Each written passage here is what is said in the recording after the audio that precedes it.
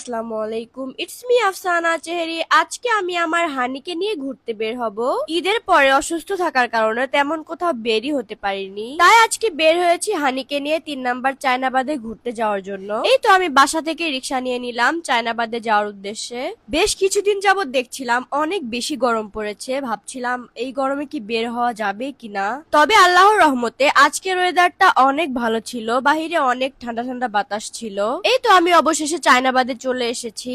আপনারা যারা গ্রাফিক্স ডিজাইনের মাধ্যমে অনলাইন থেকে টাকা ইনকাম করতে চাচ্ছেন, তারা চাইলে গ্রাফিক্স ডিজাইন উইথ সাগর ভাইয়ের সাথে যোগাযোগ করতে পারেন। সত্যি বলতে তাদের কাজের মান অসাধারণ এবং খুবই পেশাদার। ওনাদের লিংক আমি কমেন্ট বক্সে দিয়ে দিব, আপনারা চাইলে যোগাযোগ করতে পারেন। এরপর আমি আমার মূল ভিডিওতে চলে আসি।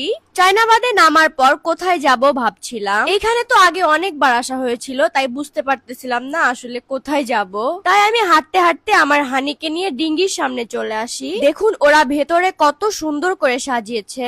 খোলা আকাশের নিচে এরকম একটা সুন্দর জায়গা দেখলেই মনটা ভালো হয়ে যায়। তাই আমি আমার হানিকে ছেড়ে দিলাম যেন একা একা ঘুরতে পারে। ওকে নামিয়ে দেওয়ার পর আমার মনে হচ্ছিল ও বসে বসে ঘাস খাচ্ছিল। আমি তো মনে মনে ভাবছিলাম বিড়াল আবার ঘাসও খায় নাকি। পরে কাছে গিয়ে দেখি না, ও শুধু ঘাস শুকছিল। এখানে এসে আমার আশিক ভাইয়ের সাথে দেখা হয়ে গেল, তাই বসে ভাইয়ের সাথে একটু গল্প করছিলাম। এখানে আমার হানি টেবিলে হাঁটছিল, তখন একটা বাচ্চা এসে ওর সাথে খেলা করলো। ওকে নিতে চাচ্ছিল, বাট ও একটু ভয় ভয় পাচ্ছিল যে ওকে খামচি দেয় নাকি। এরপর আমি একটা নাচোস অর্ডার করেছিলাম, যার প্রাইস ছিল 130 টাকা। প্রাইস অনুযায়ী আমার কাছে নাচোসের পরিমাণটা ঠিক ছিল এবং খেতেও বেশ মজার ছিল। আপনারাও কিন্তু চাইলে ট্রাই করতে পারেন, আশা করছি ভালো লাগবে। খাওয়া শেষ করে আমি একটু ডিঙ্গির পিছনের সাইডে চলে আসি। ওয়াও, এইটা কি সুন্দর! আপনারা কিন্তু এখানে দাঁড়ালে যমুনা নদীর পুরো ভিউটা দেখতে পারবেন। এখানে দাঁড়িয়ে আমার মনে হচ্ছিল আমি কোনো টুরিস্ট প্লেসে দাঁড়িয়ে আছি। এরপর দেখতে দেখতে রাত হয়ে গেল। রাতের ভিউটা এত সুন্দর লাগছিল, একদম লাইটিং এ ভরা ছিল রেস্টুরেন্টটা।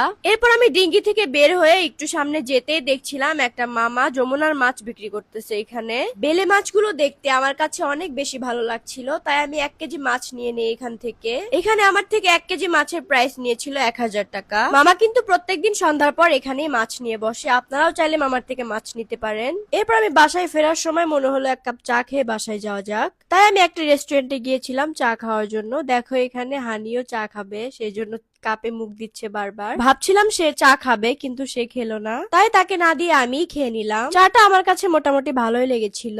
আজকের ভিডিও এই পর্যন্তই। তোমাদের সবার কাছে আমার ভিডিও কেমন লাগে কমেন্টস করে জানাবা, এন্ড কে কোথায় থেকে আমার ভিডিও দেখো সেটাও কমেন্টস করে জানাবা। দেখা হবে নেক্সট কোনো ভিডিওতে। সেই পর্যন্ত সবাই ভালো থাকো, সুস্থ থাকো। আল্লাহ হাফেজ।